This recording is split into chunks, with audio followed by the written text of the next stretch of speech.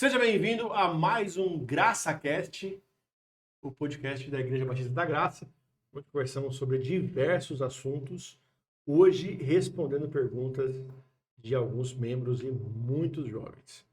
Eu estou com o pastor Benigno, um dos nossos pastores, bênção de Deus. Gostaria de se apresentar, por favor? Graça e paz, eu sou Benigno Antônio, para quem não sabe, e nós estamos em mais um GraçaCast. Amém. Eu sou o Douglas, um servo amado do Senhor em processo de restauração. Salve CR, beijo. Então, nós abrimos o Instagram para perguntas. Instagram que você consegue encontrar na descrição do nosso vídeo aqui embaixo. Siga-nos nas redes sociais. E nós vamos responder agora algumas delas sem saber de antemão. Vai ser Isso é no bom. pelo e na raça. Então vamos lá. É para quem conhece. Vamos Eu ver já quem vai sei a dar. resposta que eu vou dar. Normalmente é não sei. Então serão dois, né? Ou um, talvez. Vou perguntar para o Talvez. pastor, depois eu te respondo. Aqui no Além, falando do mundo dos vivos, nós temos a Luana e o Moisés. Uhul! E eles vão nos trazer as perguntas, começando com: Posso ir para uma festa de Halloween? posso ir para uma festa de Halloween? Para quem foi pro Acampa da Graça esse ano, essa pergunta é muito pertinente. Dependendo do Halloween que você for, o Acampa foi mais agitado. O Acampa foi bom, cara. Tudo Ótimo. estufa e tudo mais. Foi ótimo. A festa foi boa. O meu moleque até hoje está falando que tirou foto com o Super Choque. Foi. Super Choque. Mas aí, o crente pode ir na festa de Halloween? Deixa eu me Truco. arrumar na cadeira. Truco, malandro. Eu quero ver agora. Sinceramente, eu não tenho problema com nada disso. Eu não me importo. Eu passo a me preocupar quando as pessoas começam a dar significado a alguma coisa ou algo que vai além do que ele mesmo tem. Então, qual que é a diferença de uma festa de Halloween, no dia 31 de outubro, e qualquer outra festa fantasia? A diferença é a bebida, é as músicas. Isso faz parte do nosso cotidiano. Nós estamos inseridos num contexto de sociedade onde bebida, música, é dita como secular, a gente está envolvido com ela. Sim. Então, eu não vejo problema nisso. Agora, se a consciência de alguns irmãos fica ferida, achando que isso é a festa da bruxa, é a festa do diabo, é a festa... Então, não vá, né? Continue não concordando, não ir. Não julgue seus irmãos também, que vão, que participam. É muito negócio de quem come carne não julgue quem não come, quem não come não julgue quem come, não é? Porque, sinceramente, não é a festa de Halloween que vai fazer um crente pecar ou fazê-lo ir para o inferno. Não é isso. Assim como não é ir num culto vai fazer a pessoa pro céu. Ir para o céu, exatamente. Então tem muito mais coisa envolvida nisso. Agora, se o desejo é manifestar, né, um pecado que já é saliente na vida da pessoa, eu quero beber, eu quero ter uma transa de uma noite, esse tipo de coisa, então isso pode acontecer em qualquer lugar. Então não é só no Halloween. Mas se for para isso, aí tá errado. Aí, sem dúvida nenhuma. Mas o Halloween não é uma festa diabólica, espiritual, esotérica e tudo mais? É nada. Assim como São João não celebra a morte de João Batista. Nada. Não tem nada com isso. Festa tradicional, de cultura específica. O Halloween tem mais a ver com a cultura americana, de celebrar coisas deles mesmo, típica deles. Que a gente só aproveitou, a gente só quer festejar. Só. Arruma um motivo, só acabou. E é no Brasil, tem jogo de futebol, de Copa do Mundo, o brasileiro já quer fazer churrasco, já quer se divertir, então é tudo dentro do mesmo pacote. Sim. É a motivação que está no seu coração que faz você pecar. É muito como Paulo fala aos Coríntios, né, que existia a cultura na cidade das carnes serem oriundas de sacrifício, às vezes, e alguns cristãos comiam da carne, porque compravam, não tinha como comprar carne na cidade que não fosse oferecido a algum deus, e outros, por conta desse oferecimento, não comiam carne, se abstinham completamente. E deu uma cisão na igreja isso, né? Assim, os que comiam carne e os que não comiam carne. Eu acho muito parecido com essa questão agora, né? Alguns olham essa festa como uma festa qualquer, não vai espiritualizar nada do tipo, né? Você não vai espiritualizar nem no sentido cristão, nem no sentido esotérico do negócio. Já outros veem isso como um culto a outros deuses, uma coisa esotérica diferente. Também não vejo pecado nenhum, né? O fato de ir à festa em si. Mas você tocou num ponto interessante, que é, se ir na festa te faz pecar, não vá. Aí em qualquer Né? lugar. Se você vai numa festa e você vai se embriagar, se você vai numa festa e você vai a cair em promiscuidade, você vai numa festa e você vai fazer uso de substâncias ilícitas, você vai numa festa e você vai se livrar de Deus de qualquer maneira, né? Você está indo para fugir do Senhor, que você vai se afastar, aí qualquer coisa que você vai fazer não é bom. Né? Exato. Inclusive, essas confraternizações de final de ano que já estão acontecendo. Então, se Sim. a sua motivação for fugir de Deus, cometendo esses tipos de pecado, Salve Carnaval, né? O Carnaval, um abraço. e o Carnaval, todas elas. Todas Sim, elas. sim. Inclusive uma que é considerada a festa cristã, o Natal. O Natal. O Natal. Você pode pecar tanto quanto no Halloween. E salve gula, né? E cristão pega com gula no Natal, não está escrito. Digo Exatamente. eu, não o Senhor. Fala por mim. Para Nossa, não pensar que vai ter dizer nós Natal. dois. E olha, no Natal eu vou com vontade mesmo, viu? Então, eu já tenho uma tática, né? Eu começo um regime algumas semanas antes do Natal. O regime ou chegar jejum? Você vai jejuado? Já que você falou, eu posso dizer agora que é jejum. Aí, Não tá regime. perdendo a oportunidade. E chego no Natal, enfio um pé na jaca, com vontade mesmo. Ah, sim. Melhor época de comida do ano é o Natal. É Natal. O Natal. Então, Então, o dia das bruxas é pecado, mas gula não é. Então tá tudo certo. cara, de estar pregando no culto da igreja com seu coração orgulhoso. Então, enfim. Então, se ir pro Halloween te faz pecar, não vá. E se não te faz pecar, nos chame. Isso. Próxima pergunta. O cristão pode acreditar em signos? Qual é o signo que fala isso? Sagitário. Sagitário? Eu sou de novembro. Meu Deus do céu, que coisa feia. E o ascendente? Em Júpiter. E você sabe do ascendente? Júpiter é... Como que ele sabe o ascendente? Eu olhei o meu horóscopo hoje antes de sair de casa, por isso que eu tô de azul. Eu tive uma namoradinha que ela fez, né, na época, o Seu mapa astral? não completo. E aliás, pra louco, eu sou muito chato porque eu sou de virgem e tenho lua em virgem, ascendente em virgem, virgem, um monte de virgem. Faz todo sentido para quem te conhece. Não faz. Faz. Não, eu fiquei balançado com isso daí. Acreditar, né? Faz. Tem coisa que parece que faz sentido? Vamos lá então, mas o cristão pode acreditar em signo? Não, não pode. Não pode acreditar em signo? Inclusive, nós temos um podcast que a gente fala sobre o esoterismo gospel. Tem. E esquecemos de falar de signo. Falamos de horóscopo, mas não falamos de signo. É que o signo não é gospel. Por isso que eu vou falar. O horóscopo sim. O horóscopo. Mas assim, o que eu digo é o seguinte. Existe diferenciação entre acreditar em signo, ou seja, que pessoas de certos signos têm certas características, e existe a questão de se acreditar em horóscopo, que certos astros ditam o seu futuro. Que não confunda com a ciência. Não Astronomia com astrologia. Sim. Os dois são pecados? Então, tirando as características factuais, né, de questão de a data do nascimento, com aqueles... com esses signos que nós nascemos ou não, o horóscopo tem a ver com acreditar no movimento dos astros que a sua vida. vai reger a nossa vida. Isso é pecado. Isso é pecado.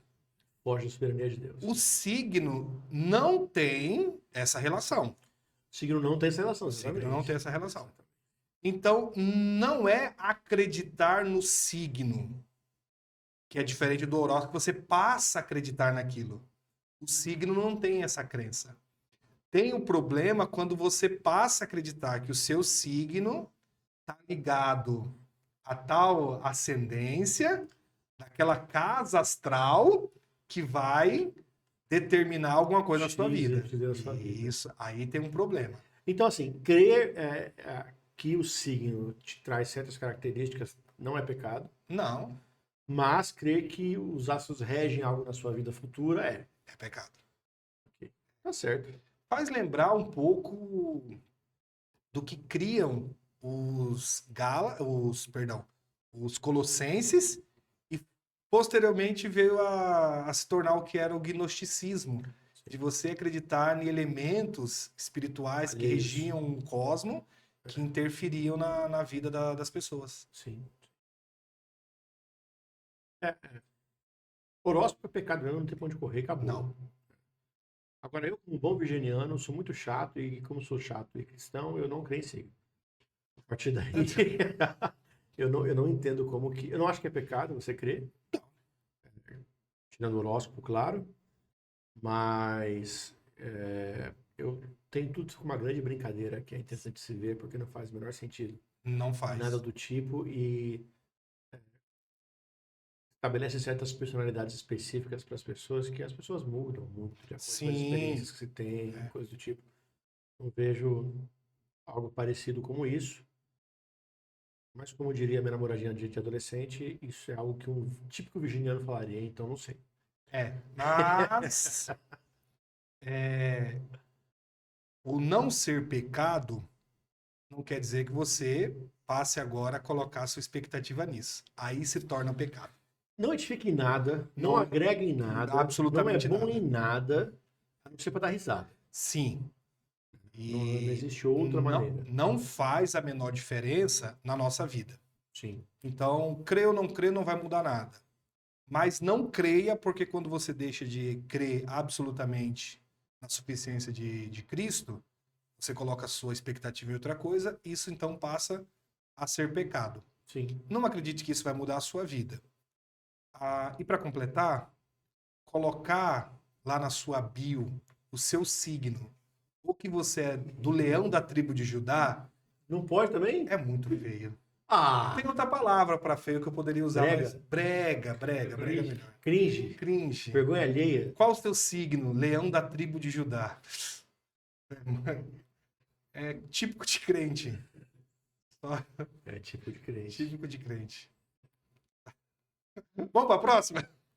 Pelo menos dá pra saber qual é o seu cavaleiro do zodíaco. Lembrar de tirar Leandro Tribo de Judá do meu Instagram. E qual o seu signo? Coloca aí nos comentários qual signo que você é. Não sou batizado, por que eu não posso tomar ceia? Nossa, a pergunta é: não sou batizado, por que não posso tomar a ceia? Essa é boa. Maravilhosa, não é? Essa foi muito boa. E aí? Primeiro a gente precisa entender o que significa batismo e o que significa ceia. Exato. São dois distintivos cristãos extremamente necessários. Sim. Então, o batismo é para confirmar que você crê em Jesus e o seu ingresso na comunidade de fé. Sim. E a ceia, ela é uma confirmação de que você está na comunidade de fé. Que você faz parte da comunidade de fé. E ambos os ritos são de origem judaica mesmo. Sim. O judaísmo tem o batismo com essa significância de purificação. Depois veio João Batista com o novo nascimento. Que não é a circuncisão. Que não é a batismo, Sim. é água. Sim. E aí é João Batista com o novo nascimento, né? O batismo para arrependimento dos pecados. Né? Eu acho que o ponto principal do batismo é o ingresso na comunidade cristã. Então, eu declaro publicamente que agora faço parte do povo. Isso. Tanto que os judeus que não haviam sido nascidos judeus, né, os prosélitos, eles tinham que participar do batismo para fazer parte da comunidade cristã, da comunidade judaica. Isso. Então a gente herdou esse sacramento daí. A ceia também faz parte da cultura judaica, que é sentar-se e comer com alguém na mesma mesa se faz igual a pessoa, né? Sim. Tanto que os fariseus reclamavam que Jesus comia com Comia com publicanos publicanos e e pecadores, pecadores, né? porque não podia. Sim, sim. Só com seus pares. Ele se faz pecador, se faz alguém horrendo na visão deles, Exatamente. né? E a ceia traz o mesmo sentido para a gente agora, que é nós como uma comunidade, somos um só. Eu sou igual ao meu irmão, sou um com ele. E como eu manifesto isso? Através da ceia. Através da ceia. Através da ceia, através da ceia. A ceia manifesta isso. E eu comecei isso no batismo, nessa declaração, nessa expressão pública de que eu creio em Jesus e que faço parte agora Isso dessa... afeta a minha salvação? Não afeta. Isso não afeta a salvação. Não Você afeta pode a ser salvo, você pode ser cristão, crente, salvo, cheio do Espírito Santo, mas a gente está falando de sacramentos, de ritos de uma comunidade, Sim. né? Então, por que eu não posso tomar a ceia se eu não fui batizado? A resposta é porque a ceia é uma manifestação pública de unidade, de um organismo, de um corpo, né? Não de organização, mas de organismo De mesmo, de organismo. somos um só. Corpo mesmo, essa identificação que Paulo usa, né? É isso, né? Com Cristo a cabeça, o cabeça, e a igreja como corpo. E eu ingresso nesse corpo através do batismo. Batismo. Através do batismo. Isso não significa que, se eu ainda não fui batizado e eu não tomo a ceia, eu não sou um com meu irmão, que eu não sou cheio do Espírito Santo também, que eu não participo disso, mas são sacramentos, são ritos que nós como comunidade participamos, né? E cada organização pode fazer isso uma vez por mês, uma vez por semana, pode fazer com pãozinho e vinho, pode ser com suco de uva. Pão com Alguma fermento, pode- sem fermento. Alguma pode inventar de fazer uma ceia mesmo, cada um traz um negócio, vamos fazer uma mesona aqui, ótimo, E maravilhoso. se for uma tribo lá do Amazonas, pode ser goma com açaí. O que não tem for, problema. né? O importante é essa manifestação de somos um corpo, Exatamente. né? Somos só um. Logo, se você se declara cristão salvo em Jesus, você precisa expressar publicamente a sua confissão, passando pelo batismo, para que você manifeste ela na celebração da ceia. Então eu não posso ser desigrejado? Não existe desigrejado. Existem pessoas Como que não assim? vão na igreja Ah, porque estão ofendidos com a igreja. ou decepcionado. Decepcionados. Foi prometido e não entregue, né? É porque não existe, eu sou de Deus, mas não vou à igreja. Eu sou crente em Jesus, mas eu não vou à igreja. Porque são duas coisas que estão intimamente ligadas: cabeça e corpo. A pessoa de Jesus está ligado à igreja do Senhor E fora Jesus. que o autor aos Hebreus é claro em falar assim, não deixe de congregar. Não Ponto. deixe de congregar. É uma ordenança. Então, Parece um brasileiro falando, né? Não deixe de congregar. É. Se ficar congregar, acabou. Bom, Não tem o que congregar fazer. já era. Não concordo. Ok, mas a Bíblia fala pra você, é uma Você ordenança não- bíblica. mesmo você não querendo, não gostando, N motivos. você pode ir. É ruim mesmo, eu sei. Lidar com gente é uma maravilha. Adoro gente, mentira. mas isso é ser cristão. Não é. Molda Cristo em mim. Molda Cristo em mim. Fortemente. Eu preciso amar os outros como eu fui amado por Jesus. Nossa, aí eu tô lascado. Ainda bem que Deus nunca me colocou alguém assim tão ruim quanto eu pra eu amar. Porque o dia que colocar, não sei se minha fé é segura, não, viu? Vai. Só pela ação do Espírito Santo só. Mas é sempre só pela ação do Espírito É, Santo. ainda bem que é suficiente. Graças a Ele Deus é por suficiente. Glória a Deus. Luana, próxima pergunta. Como saber se eu pequei contra o Espírito? Como saber se eu pequei contra o Espírito Santo? Eu acho que essa pergunta veio da leitura que pecado contra o Espírito Santo não há perdão. Não há perdão. Então, como saber se eu cometi um pecado sem perdão?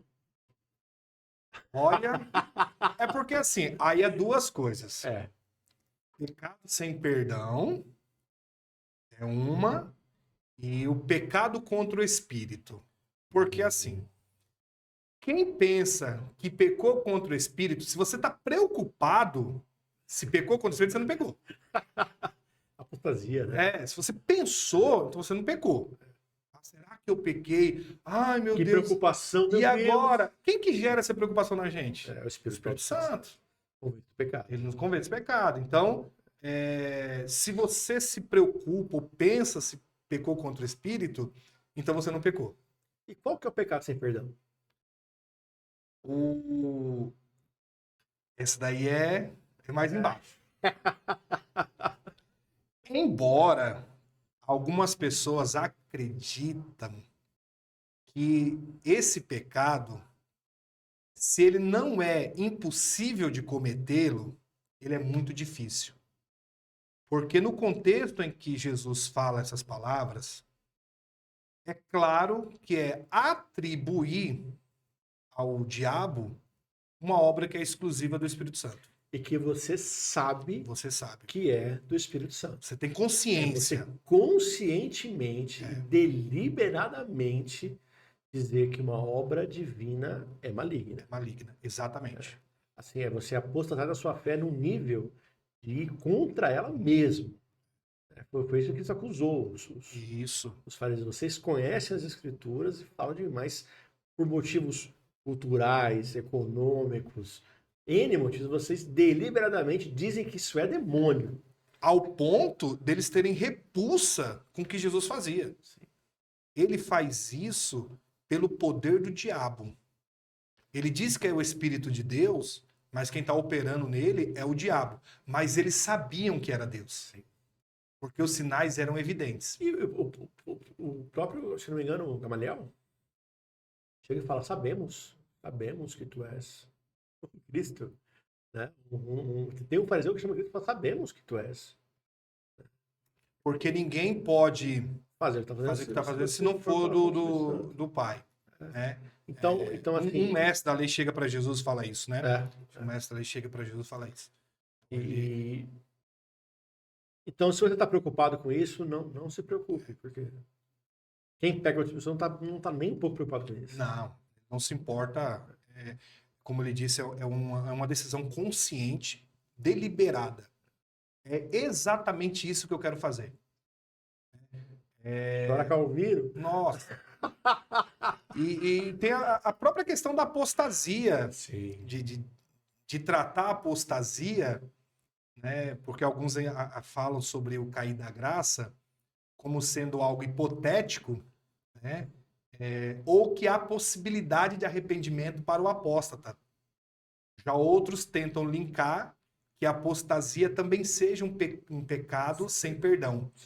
Mas o contexto da passagem é uma ofensa clara, terrível contra a obra de Deus através do Espírito Santo. Então, eu particularmente nunca vi alguém cometer esse tipo de pecado, nunca ouvi alguém dizer que conheceu ou que contou alguma coisa desse tipo. Embora eu já tenha visto apóstatas, mas que não chegaram nesse nível. Apostataram da fé em Cristo, mas não chegaram a ir contra, deliberadamente, a obra do Espírito Santo. Os poucos apóstolos que eu convivi, depois de um momento desse primeiro momento de ira, de revolta, um profundo vazio e um profundo respeito ainda, saudade daquilo. Que acontece muito, né? Então, é interessante porque acontece muito, né? Não à toa que Davi, temendo pelos seus pecados, ele pede a Deus: cria em mim um coração puro, não tires de mim o teu espírito e torna a me dar a alegria da tua salvação. Como é que eu pus a Saul, né? Saul, quando é rejeitado por Deus, ele vai por caminhos absurdos, toma na sua mão coisas que não são dele. Não faz coisa que não poderia ter feito. Poderia ter feito. Já Davi, quando também comete um erro tão ruim quanto, Exato. Né, a preocupação dele não é o trono. Ele não quer segurar o trono para ele. Não retira de mim teu espírito. Por isso que um é segundo o coração de Deus e o outro não. E ó que foi cagada, hein? E muita Nossa, Davi caprichou. Próximo, Lu. Essa aqui, inclusive, é uma dúvida minha e do Wesley. Eita, tem até nome de quem veio. Quais passagens bíblicas que refutam os testemunhos de Jeová sobre a inexistência do inferno? Meu Deus. Quais passagens bíblicas que refutam as testemunhas de Jeová com relação à inexistência do inferno? Tirando de Gênesis ao Apocalipse, vamos tentar ser mais específico, né? Antes responder, eu vou indicar um livro chamado Refutando as Testemunhas de Jeová. Nossa, maravilhoso. Pelo título. Esse livro, ele só faz isso. Ele é de um ex-testemunho de Jeová, que virou cristão, e ele refuta a testemunha de Jeová biblicamente. Esse livro é muito bom. Inclusive, eu acho que eu tenho ele, eu te empresto, se você quiser. Eu tenho muito livro, meu Deus. Vou trazer pra cá. Agora fale você de Gênesis e Apocalipse. Ser mais Tirando- específico. O ensino sobre o inferno, ele é um ensino de Jesus. Jesus ensinou sobre o inferno. O judeu falava do Sheol, do mundo Sheol, dos mortos. isso. Inclusive, é um texto que Davi fala para onde buscar o teu espírito, Isso. que eu acho uma maldade, traduz como abismo, porque parece que está falando de um buraco no chão. Mas ele diz, para onde me esconder o teu espírito? Se eu for até o mais alto dos montes, lá me encontra. Se eu descer até o Sheol, até o mundo dos mortos, o Senhor está lá. Né? A ideia é essa, como também a palavra correlata no grego, Hades, né? Também é mundo dos mortos. No Antigo Testamento, embora esse mundo dos mortos ele fosse claro, não há um ensinamento sistemático. Mas no Novo Testamento, sim. Então, o próprio Jesus fala, né, de jogar, né, se preocupe com aquele que pode matar o corpo e jogar a sua alma no inferno. Ele fala na parábola de Rico e Lázaro, de no mundo dos mortos ter um lugar que é de descanso, de paz, de gozo, e do outro lado... Diversas lugar de- referências, assim. né, Quando ele fala que Deus tem na sua mão a chave da morte do inferno em Apocalipse. também, mas ele diz que ele a palavra do joio e do trigo.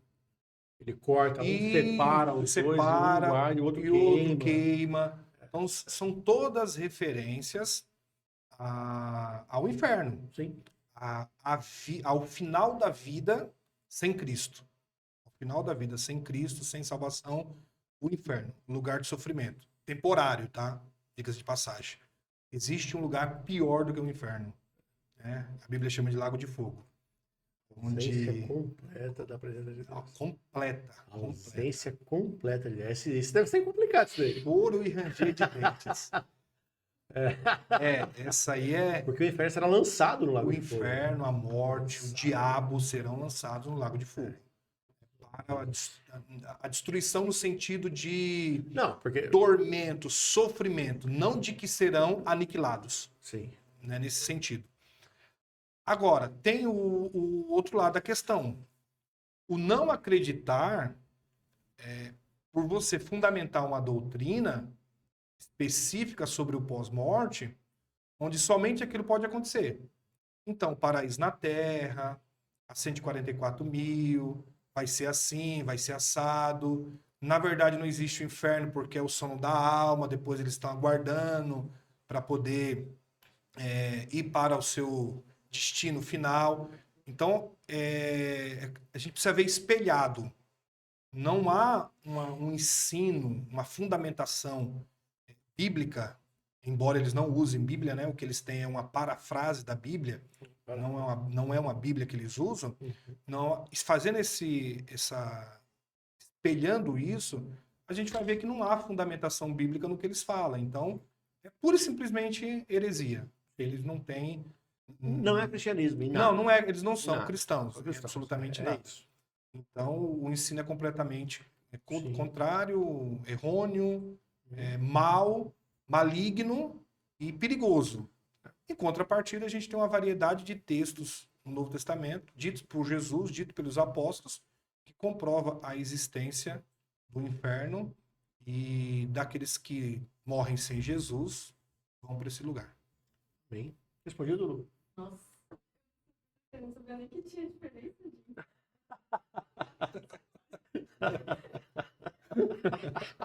Muito bom. Muito bom. A Lu tá dizendo que não sabia nem que tinha diferença de inferno pro lago de fogo. Só para saber, tem um lugar pior.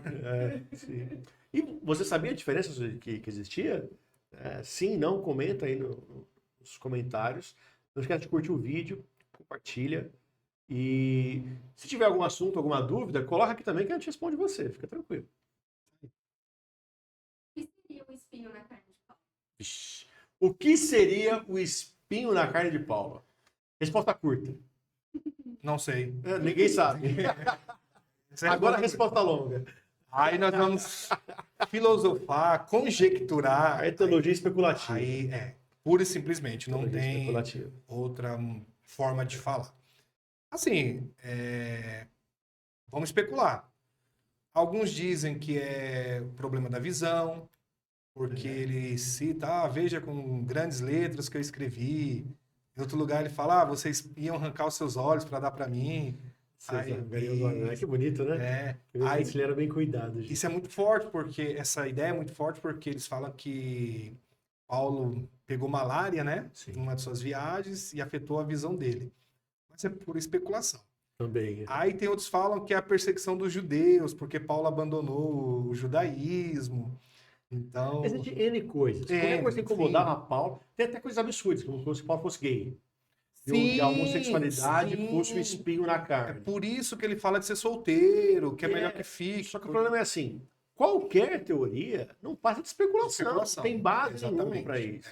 Existe um apontamento para falar, realmente era isso e acabou.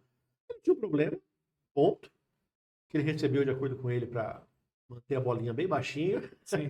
Deu quando subiu o terceiro céu, né? Eu gosto daquelas explicações em que as pessoas repetem exatamente o texto. Um emissário de Satanás que vinha me esbofetear. Será que Satanás é o quê? vinha um goblinzinho de Satanás e ia ir embora? Então, é isso, né? Um demônio que atormentava Paulo? Não. Calma. Devagar. Não é isso. Não, Nós não sabemos. é literal, O fato é que nós não sabemos. Agora é o que você disse. Depois de ter tido a revelação, ida até o terceiro céu, vi coisas inefáveis que o homem não cabe falar, tal, que ele cita, né, a segunda carta aos Coríntios. Aí você tem aquela, segura sua onda. Dá uma, Segura sua onda, né? Faz lembrar Pedro, né, que viu Jesus glorificado e tá aquele gás que não sei o que, tal. E dali a pouco nega Jesus. Então, calma. Faremos o altar para ti, para Elias e para Moisés. E pronto e tal. Aí dali a... Não, e imediatamente Jesus fala, para trás de mim, Satanás. Ideologia ele mesmo. Quem eu sou? Tu és o Cristo, olha que lindo. Filho de Deus vivo. Entendeu? Coisa maravilhosa. Logo depois sai para trás de mim. Para mostrar quem nós somos. Nós somos completamente dependentes de Jesus e ele pode, para dar uma segurada na onda, nos afligir com um espinho na carne. Às vezes a bênção de Deus na nossa vida é a tribulação. Para muitas pessoas, a maior bênção que ela recebeu foi ser provada por Deus. Eu tô rindo porque, olha, como sabem, eu tive e ainda luto com a depressão, né? Meu Deus, que desespero que foi a primeira fase da depressão. Eu olho para trás e falo, olha, Deus, tudo comigo foi boa. Agora estamos no round 2. Né? Então eu tô mais calmo dessa vez, porque eu sei que tudo que Deus faz é bom. Mas, eu preguei há algumas semanas aqui na Igreja da Graça, deve ter essa pregação no YouTube, e eu falei sobre isso. Né? Às vezes, Deus permite ou inflige um mal sobre nós, uma tribulação, porque de outra maneira nós não conheceríamos o caráter de Deus. Então, faz parte da nossa vida, assim como fez de Paulo. E como Paulo mesmo diz, as breves e momentâneas tribulações não há de se comparar com o lugar que é de vir, né? O que é passar 80 anos de tribulação aqui com a eternidade? Com a eternidade. E aí ouvimos que Deus fala para Paulo. E eu orei de novo. E o que eu ouvi? Minha graça te basta. Que lindo, cara. Você é doido. Acho que eu não quero viver isso aí, não. Então, respondendo a pergunta, Ninguém sabemos. sabe. A pergunta é ótima, continua com a pergunta. Próxima, Lu. Porque na Bíblia diz que as esposas devem ser submissas aos seus maridos. Boa. Por que a Bíblia diz que as esposas devem ser submissas aos seus maridos e o que isso significa? Muito boa pergunta. Muito boa. Mas começa normalmente com um princípio errado para se entender esse texto. É que o texto não começa aí, esse é o meio do texto. Esse é o meio do texto. Então, Os homens são colocados debaixo de uma missão. Sim. O apóstolo Paulo diz que é assim que vocês têm que ser. Vocês devem ser exatamente igual a Cristo foi pela sua igreja. O BO começa aí. Porque assim, desse texto, o que mais me aflige é essa parte. Quando eu falo assim, com o amor que Cristo amou a sua igreja, o marido deve amar a sua esposa. E o que Cristo fez? Cristo amou a igreja não a ponto só de dar a vida por ela, mas a ponto de enfrentar o próprio Deus, de tomar o pecado sobre si. Então assim, estou eu disposto a ir para o inferno, se isso significa que minha esposa vai para o céu? Estou eu disposto a sofrer a eternidade longe de Deus, se isso significa que minha esposa alcançará a salvação? Sim. Você entende que o sarrafo O amor alto. que Paulo tinha pelas almas, né, principalmente pelos judeus, se a minha perdição significa salvação para Sim. eles, para mim tá ótimo. Ótimo. Se o meu sofrimento significa paz para o outro, é isso. Então, assim, se a minha dor lhe traz alívio, que eu sofra a minha vida inteira. Então, essa é a missão do marido. Começa assim. O texto começa assim. Exatamente. Então, a submissão, se submeter a essa missão. Sim. Qual mulher que não quer se submeter ao marido que daria a vida dele, que morreria por ela? Mais do que morrer por ela, que vive por ela. por ela. Não é o marido que espanca a esposa, não é o marido que aflige a mulher, não é o marido que ignora as necessidades da esposa, não. É o marido que vive por ela. Porque eu morrer pela família, eu já pensei sobre isso. De depressão é até agradável a ideia. Você para de viver e termina como herói. Olha que maravilha. Mas e viver no dia a dia? Né? Assim, eu acho que a relação como Deus trata, o julgo que Deus coloca sobre o homem no casamento é absurdo. Assim. Agora, é claro, é bom que se diga, né, por isso que eu comecei falando que o princípio de interpretação dele está errado, porque muitos entenderam que a mulher ela era inferior ao homem, e não é nada disso que o texto fala. Não é disso. E também não fala de ficar apanhando do marido e ficar preso mesmo. E não fala que o marido mandou e acabou. Não é nada disso. Os dois, o casal cristão, estão em uma missão específica. Receberam um chamado específico para viver aquilo. Então, a submissão é a mulher se colocar debaixo dessa missão que o homem tem. De ser o que Cristo foi pela igreja, ele vai ser pela sua esposa. Sim. Então é maravilhoso, quando nós entendemos corretamente. Sim. E é contra os movimentos feministas da atualidade. Sim. É um tapa bem dado. Não pode falar, já que está falando de casamento, fala tapa bem dado na cara, né? Mas é bem dado a palmada, porque você não está se sujeitando ao homem pura e simplesmente a figura masculina. Por ele ser homem. Por ele ser homem. Mas é a missão que o homem carrega, o que ele é, que representa Cristo, e a mulher vai se submeter a essa missão. A esse homem, líder, provedor, cabeça, sustentador, que morre por ela, vive por ela. E, como você disse, se tiver que ir para o inferno para você ir para o céu, eu vou. Por isso, você, irmã, que está vivendo um casamento de abuso físico ou qualquer outro tipo de abuso, saiba que você não foi chamada para isso. De forma Denuncie. Abuso físico se resolve na delegacia e não em sala pastoral, tá bom? Exatamente. Polícia. Depois avisa o pastor. Mas é polícia nele. Manda prender mesmo. Ponto. Deus não te chamou para isso, não. E aos homens, vergonha na cara, se arrependa, se humilhe, não diante de Deus, diante da sua esposa. Sim. E peça perdão a ela. E digo mais, eu entendo um homem ter uma natureza violenta. Eu entendo. Eu, particularmente, luto com isso. Cara, quer brigar? Entra numa academia de jiu-jitsu, de muay thai, de boxe, de MMA. Cara, esbugalha lá quem tiver do seu tamanho, maior que você, que for combinado. Chega pro seu colega meu, vamos sair na mão mesmo aqui com vontade? Bora, então vamos. E pronto, você sai de lá em paz. Na volta para casa, compra flores de chocolate e leva para sua esposa. Trate-a bem. Você foi chamado Caso para isso não isso. seja suficiente, eu conheço uns 3 que você pode combinar. Ah, vem pra cá pra graça que a gente conversa com você, não tem problema.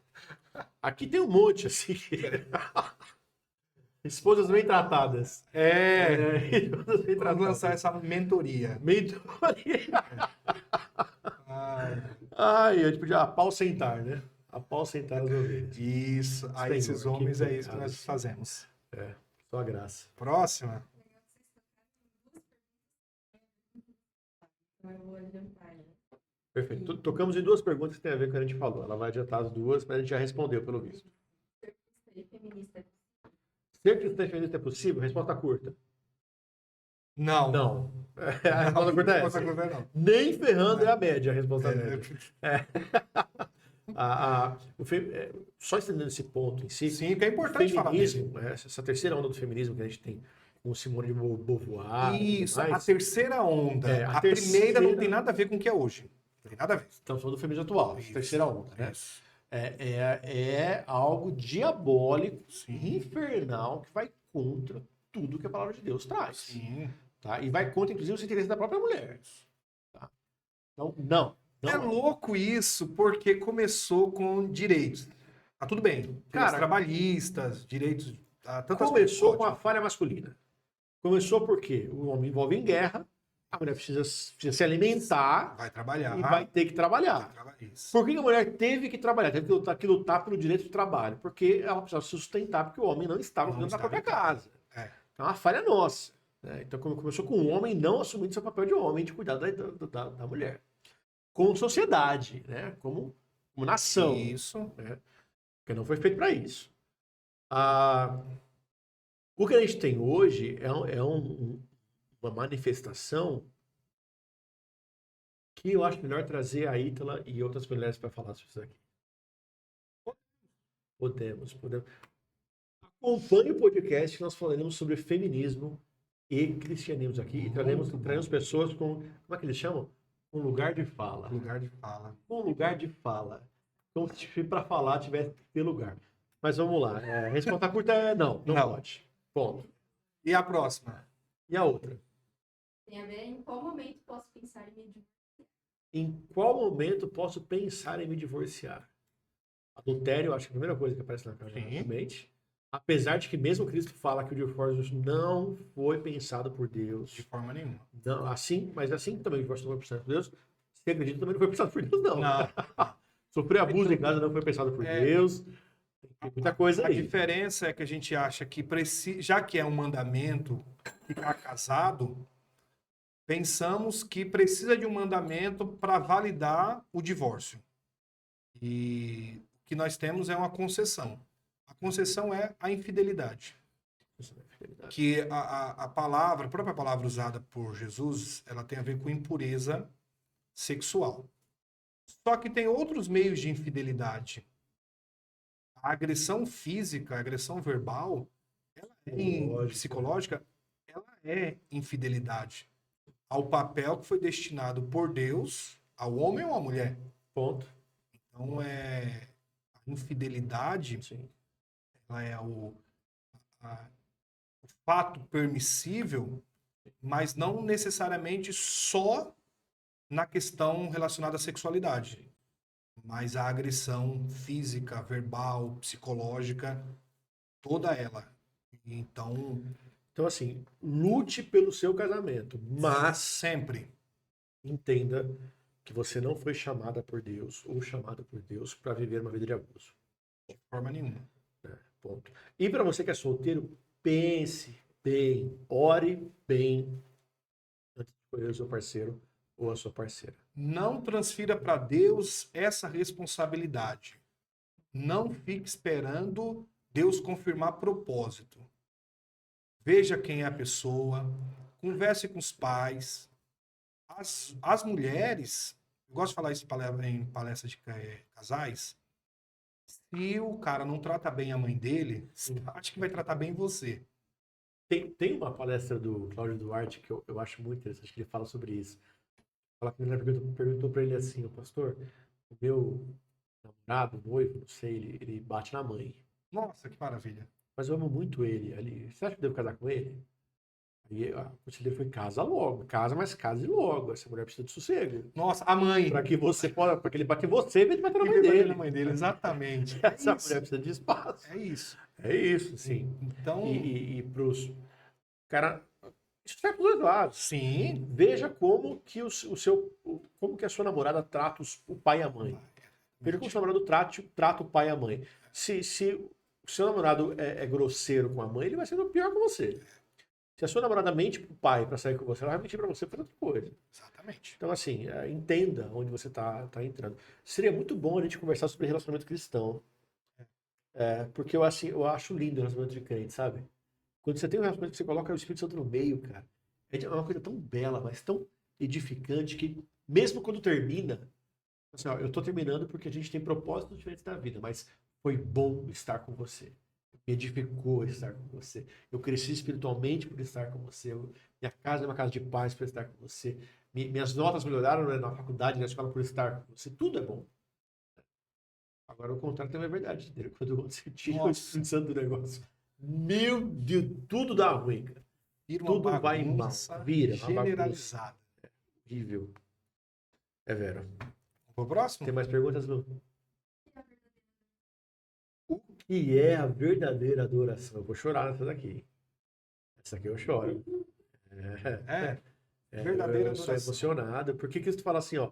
Sou Os verdadeiros emocionado. adoradores. Eu sou meio maluco também, mas agora eu choro por ser emocionado. Os verdadeiros adoradores adoram o Pai em Espírito e em verdade. Então, o contexto que Cristo falou isso já não já é específico, né? Que está falando com mulher samaritana e Tem a ver com Jerusalém e Jerezim. exatamente. Ela tá falando, peraí, a gente aprendeu a adorar aqui, você vai aprender a adorar lá. O que está acontecendo? E Cristo fala, ó, não é nem aqui nem lá. Os verdadeiros adoradores adoram o Pai em Espírito e em verdade. Essa frase de Cristo eu acho linda porque ele parte do princípio de que existem dois tipos de adoradores: os falsos e os verdadeiros. Né? Então, quando eu li isso, eu fiquei pensando: será que eu sou um falso adorador, gente? Porque se tem dois, eu tenho 50% de chance de cair no lugar errado. Como que é esse verdadeiro adorador, né? E aí, Cristo, no contexto do texto, ele está dizendo que é possível adorar a Deus tanto em Jerusalém quanto em Gerazim. Os verdadeiros adoradores adoram o Pai em espírito, e não é o lugar onde você está que vai ditar isso, né? Então, nós hoje libertos do templo, agora somos o templo, né?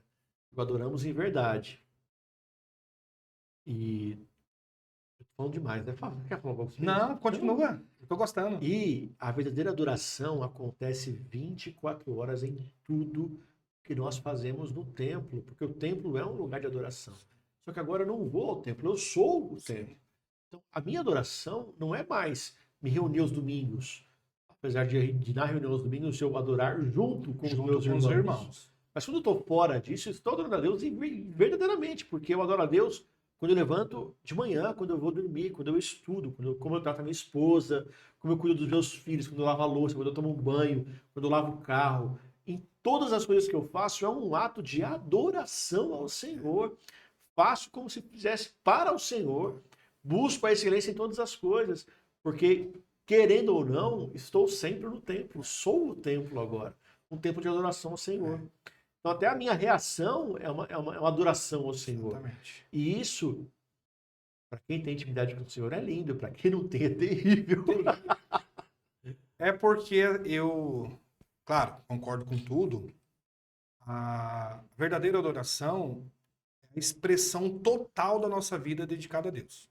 Absolutamente tudo em mim é para adoração a Deus. Paulo fala isso aos Coríntios, né? É lindo. Que eu como, que eu bebo, qualquer coisa que eu faço para a glória de Deus. Nós fomos criados, o profeta Isaías fala isso. Nós fomos criados para a glória de Deus. Sim. Nós fomos criados para adorar a Deus. Porém, nos movemos e existimos. Então está na nossa natureza, está na nova natureza. O ser cristão é ser adorador. Sim. A vida passa a ser de adoração. Então é a totalidade. Em nós e do que nós fazemos, precisa ser como adoração, de adoração a Deus. E aí a gente volta, por exemplo, no relacionamento, né? O meu namoro adora o Senhor. Precisa Precisa adorar o Senhor.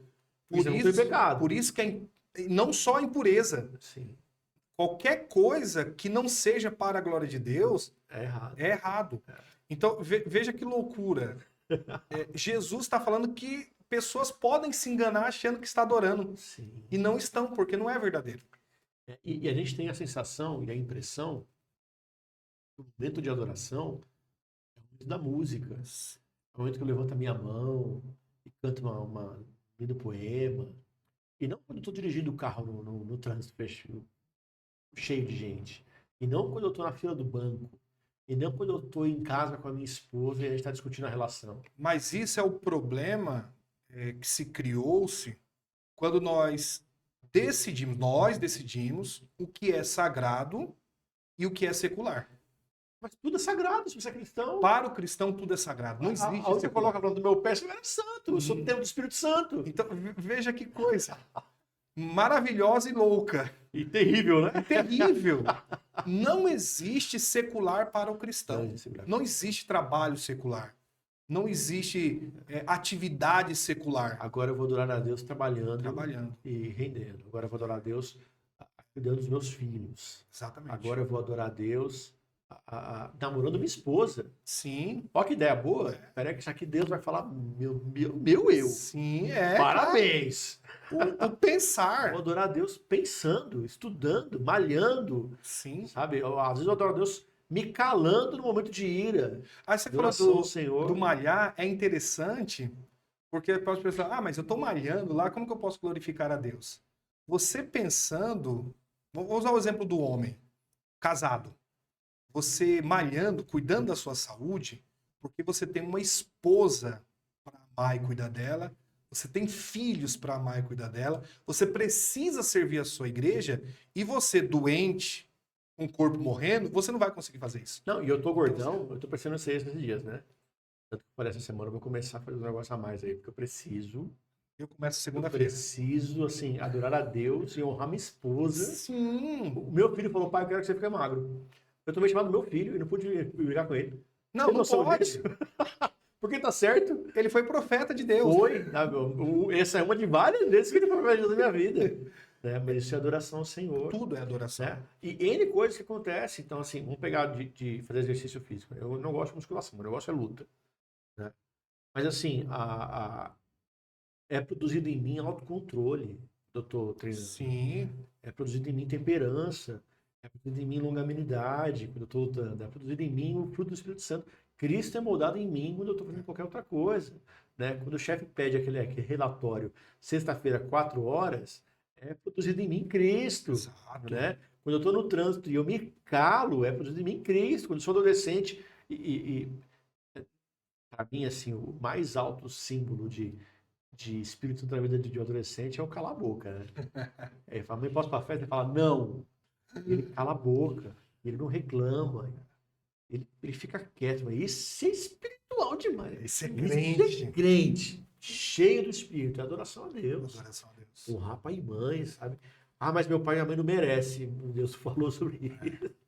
Honra o teu pai e a tua mãe. Se alimentar para a glória de Deus. Você é doido. A gente começa a levar isso daí a sério. Né? Falei que ia chorar, tá vendo? Aí as coisas mudam. Achei que ia chorar de emoção, chorando de tristeza. Eu tô tão errado. Todos nós estamos. Spurgeon estava certo. Fumando charuto para a glória de Deus. Spurgeon, isso é para a glória de Deus. Porque é tudo. Foi isso que ele quis dizer, Não né? tem nada que faça que não seja. Não, tudo que nós fazemos é para a glória de Deus. Essa é a verdadeira adoração. Glória a Deus por isso. E conselho bom, se envolva com pessoas que também adorem ao Senhor e vão te trazer para isso. Amém. É bom, porque eu faço isso aqui da graça. Vou com os perrecos aqui, mas é tudo adorador, cara. Quando perreca demais, já acaba. O outro precisa nem falar muita coisa, só a presença não é suficiente para. Mas é porque a Bíblia fala que ferro afia ferro.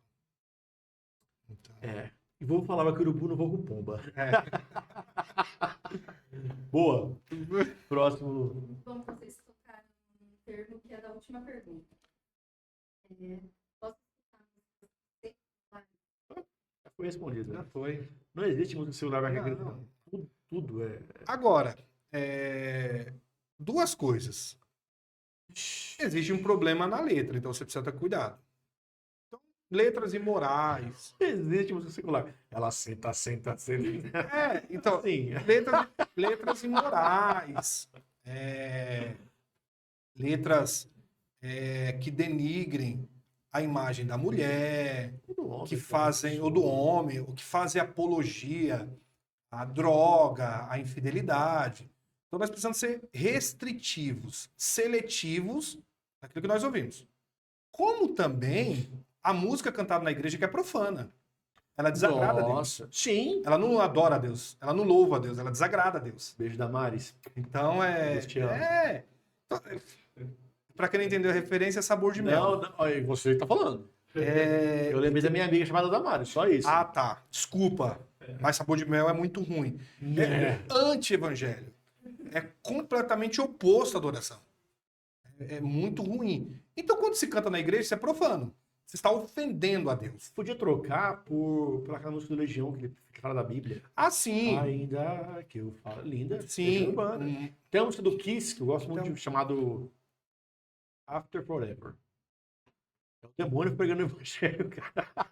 Ele fala, ó. Sabe por que você vai pro inferno? Porque você ouviu falar de um cara chamado Jesus, você não deu ouvido. Entendeu? Meu Deus, eu falo, gente, que isso? Porque vai ter gente naquele último dia falando, olha, aqui, ó, você tava no show balançando a cabeça aí, o cara te avisando. Entendeu? Pô, é verdade, é verdade. Ah, sim, mas ninguém pregou pra mim. Ah, mas aquele dia lá você tava no show, não tava? Você ouviu, não ouviu? Ouviu. Ah, então você ouviu falar daquele Jesus lá e não deu atenção, né? Então, assim, não há problema em ouvir, mas contanto que a gente seja seletivo e essas letras que realmente são de baixo calão, que tem essas expressões ruins contra a imagem humana, seja de homem ou de mulher, aí a gente não dá para ouvir. Ou seja, o problema não é o secularismo. Não, não é. Letra. Seja a música evangélica, secular, seja o que for. Agora, eu acho que a preocupação de alguns é com relação àquilo que se canta na igreja. Eu sou crente, eu não posso ouvir isso porque eu tenho que ouvir aquilo lá. Não, você pode ouvir qualquer coisa. De tudo que é tipo. Tem os seus gostos particulares. Eu não gosto de determinado tipo de música, então eu não ouço, mesmo que a letra seja boa, porque eu não gosto do estilo. Tudo bem. Não há problema. Então as pessoas ficam preocupadas porque eu estou usando a minha boca para cantar, né? Ou o meu ouvido, estou ouvindo uma coisa ruim. Mas se a gente ouve tanta porcaria, né? Assistindo filme, série, na rua, né? A gente fala tanta porcaria, você deveria estar preocupado com música, se ela é secular ou se ela não é. Então eu vejo que as pessoas ficam, mas eu não posso ouvir, não posso cantar, porque eu sou consagrado para cantar na igreja. Não. Aí existem aspectos diferentes. A música da Maris, não quer dizer que você não possa ouvi-la em casa. Você pode. O que não pode é você cantá-la na igreja como expressão de evangelho, onde toda a comunidade deve cantar para a glória de Deus, tendo Cristo como centro. Ela não é. Mas eu não recomendo você ouvi-la ou cantá-la de jeito nenhum ou em qualquer lugar. Ela é muito ruim. Mas você pode, nessa mesma linha, ouvir algumas músicas que não são cantadas no templo. Você pode colocar ela lá na sua playlist e ouvir como você ouve, sei lá, Kiss, Ouvir de forma recreativa. Michael Jackson, Recreação. e aí vai. E tem tantas outras, né? Se tem aqui, mas tem uma porção. Eu acho que em tudo, seja que a gente ouve, seja que a gente assiste, selecionar conteúdo melhor. Acho que esse é o nosso problema. Em tudo mesmo. O nosso conteúdo é muito ruim. A gente precisa dar uma melhorada nisso. E com relação a essa questão de secular, eu recomendo o livro do Tim Keller, Deus na Era Secular. Tim Keller era bravo. Ele se podcast só deles. Vamos. Esse podcast só deles. Só dos bravos. Os bravos. Tim Keller, David Wilkerson. Uma galerinha que... E o Tim Keller, eu acho que ele foi mais brabo ao final da vida do que durante a vida. Você acha? Porque sabendo que os dias estavam contados, a minha esperança continua em Deus. Se eu não levantar dessa cama, não tem problema nenhum. Eu sei que eu vou encontrar com você. É demais, né? Bravíssimo. Demais. Uma última pergunta. Como faço para seguir vocês nas redes sociais? É simples, é só clicar no link que está na descrição. Tem todo o nosso. Vai clicar, vai ter o Linktree. Tem lá todas as nossas redes sociais. Curte, compartilhe, mande para os amigos e escreva a sua pergunta e que a gente te responde. Prometo. Até mais. Pode demorar, a gente vai responder. Tem que ser. Algo mais? Um forte abraço e até a próxima. Beijo, tchau.